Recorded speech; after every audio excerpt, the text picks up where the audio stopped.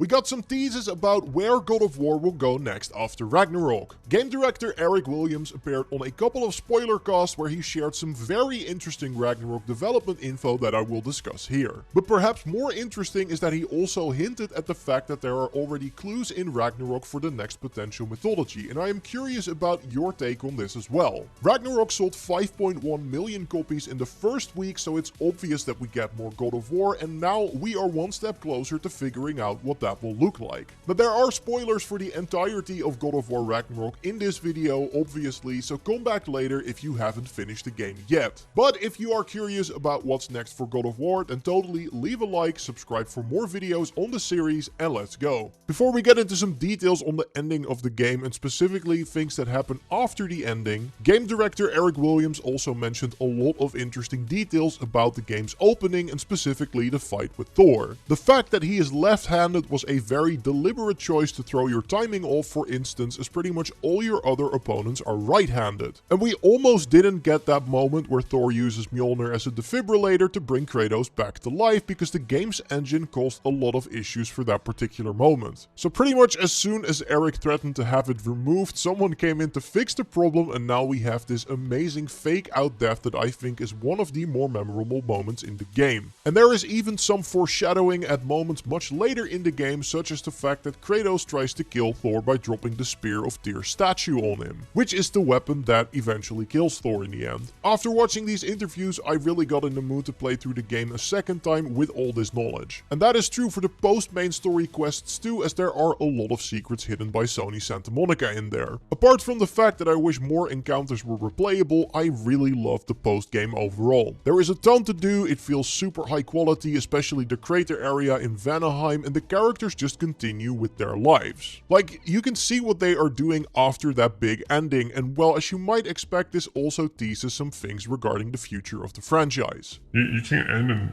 him say, you know, there's much to do, and then it's just like the game's over and then that world stops. So we wanted to have this like living, breathing post game where you get to see little wrap-ups with characters and you get little hints of where they could go in the future. And you know, even though it's the end of the Norse saga, we leave it open for maybe there are other things with other mythologies and whatnot. So we'll see where the future of Santa Monica goes. And we should look at Tyr here in particular, and then I am of course talking about the real Tyr, who you can find in Niflheim during the Broken Prison side quest. This one starts close to the blacksmith. You'll have to head to the left here, and then by making your way through the prison, you will find Tyr as well as other bodies and people that Odin was using for his impersonations. Like, it was a really big shock when I found him there during this mission. I for sure didn't expect this, but actually it wasn't always the idea to have Odin be Tyr. This is something that only came up much later in development when they were trying to figure out a good way to explain how Odin would know about all of Kratos' plans. And just pointing to the ravens didn't really feel right, so then Eric came up with the idea to make Odin Tyr throughout the whole main story, while they first planned for Kratos and Atreus to rescue the actual Tyr. I personally love the twist, so I'm very happy they put it in, and it just fits Odin's character that he's always a step ahead and knows everything. It's also really cool to go back to older saves now, or simply replaying the game with this in mind, as you'll notice a lot more with the added context. When he asks Sindri where Tyr is, for instance, you get the response that he slept in the broom closet, which is actually the location Odin uses to teleport in and out. Tyr also calls Freya Frigg when they first meet, while the real Tyr just calls her Freya, and you can actually also see it thanks to the spelling of his name in the subtitles. Tyr is spelled with an accent over the Y, but when Odin is talking, the subtitles will say Tyr without the symbol. And after meeting the real Tyr in Niflheim, you do see the correct spelling when he talks. So now to the tease, because after finding the real Tyr in Niflheim during the Broken Prison side mission, you can find him appearing in a lot of the other realms too. And this is what Eric Williams said about that during the IGN spoiler cast. You know, even though it's the end of the Norse saga,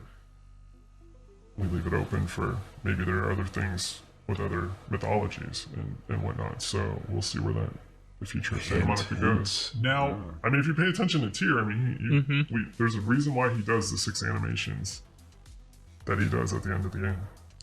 I'm sorry, say that again?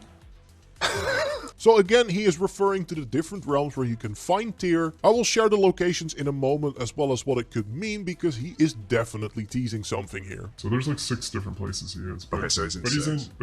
he's He does very specific animations. Yes. So So may have seen that he's been traveling the world. I'm gonna get in trouble here in a minute. And then the conversation goes on about Tyr in general, but yeah, the fact that Eric says that he might get in trouble here also hints that there is definitely something going on. So after completing the Broken Prison questline, you can find Tyr in multiple locations. He's in Helheim, close to Hraesvelgr, who you can reach by going left from the realm travel door and then left up this ledge again, and he also shows up in Freyr's camp in Vanaheim. You can find him near the watchtower in Svartalfheim next to the gong you used to wake up the Lungbakker, and in Alfheim he's on a cliff over here on the map very close to where you find the Skadi's Edge runic attack. On the Lake of Nine in Midgard you can find him on this cliff over here on the map, and finally you can also find Tyr meditating at the Spark of Creation in Muspelheim. And like Eric hinted at, there is actually a reason that he is doing these specific animations and poses. So I did some digging because I actually recognized one of the poses he was doing, specifically the one in Svartalfheim. This is actually how you're taught to sit during judo classes, and I know that judo is a modern martial art, but its roots go of course way further back. So it still got me thinking more about the other poses as well. While Tyr is also seated at the Spark of Creation, his pose here actually looks very similar to the Sukhasana pose from yoga, another neutral meditative position. In Helheim he's doing an exercise I don't recognize. It kind of reminds me of a sun salutation, which is also something from yoga, but I'm pretty sure it's something else. And then there's this almost dancing motion he does in Vanaheim, which I'm not 100% sure on either, but I think this originates from Tai Chi. So it really looks like Tyr has been learning a lot from Asian meditation during his travels around the world. And the fact that in the case of both Tai Chi and Judo, the meditative part is connected to self-defense and martial arts is of course a really interesting evolution for a god of war. I also know that in Midgard, Tyr is looking pensively into the sky, but if you look at the compass you'll see he is exactly facing the north. And later when you meet him in Alfheim he's turned directly towards the south. Now there are many meanings behind the 4 cardinal directions, not sure which one applies here, but it is interesting and I definitely think it's important, so your theories are more than welcome here. So what does that all lead to? Well, at the very least I think we can put 2 and 2 together when considering that Eric Williams hints that these animations tease the next mythology. With judo originating in Japan, Tai Chi in China and yoga in India, it has to be something set in Asia. But of course a God of War game needs an exciting pantheon to tell its story, so we need to look at some prominent religions that find their origins in Asia, which to my knowledge are Buddhism, Shintoism and Hinduism. And when it comes down to those 3, I think one of them is way more likely than the others. Because for starters, Buddhism technically only has one god, and many who practice this religion don't see the Buddha as a god or their belief in his teachings as a religion. Hinduism on the other hand has a lot of different deities, the most well-known being Brahma, Vishnu and Shiva, and a rich mythology full of stories that will make even Mimir's head spin. So in my head this is a great setting for a new chapter in the God of War saga, just like the Norse mythology opened up a lot of new possibilities for the franchise as well. And of course Japanese mythology or Shintoism is always an option for a setting as well, but considering the fact that Sony already has Ghost of Tsushima and AC Red is also looming on the horizon, I think it would be way cooler if they tried something new and unique. Which goes against a lot of expectations because the setting I think has been speculated about the most is the Egyptian pantheon, but with Ragnarok, Santa Monica has proved once again that they like to go against what people expect while still delivering something amazing. Williams touched on that topic, stating it as one of the reasons that they ended up not giving the player Mjolnir, for instance, even after Thor's defeat, because it was expected and therefore it wouldn't feel new and fresh anymore. Plus the Leviathan axe was designed to be a counter to that weapon, so narratively it also made very little sense for Kratos to wield both. I for one am very glad with what we did get, and I also very much believe that we haven't seen the last of Mjolnir yet. And Jordan agrees with me, he actually has a theory about that which we'll cover in a future video. Again, your theories on the future of the franchise are more than welcome in the comments. Subscribe for way more God of War Ragnarok videos as we got a lot more content coming your way, and of course leave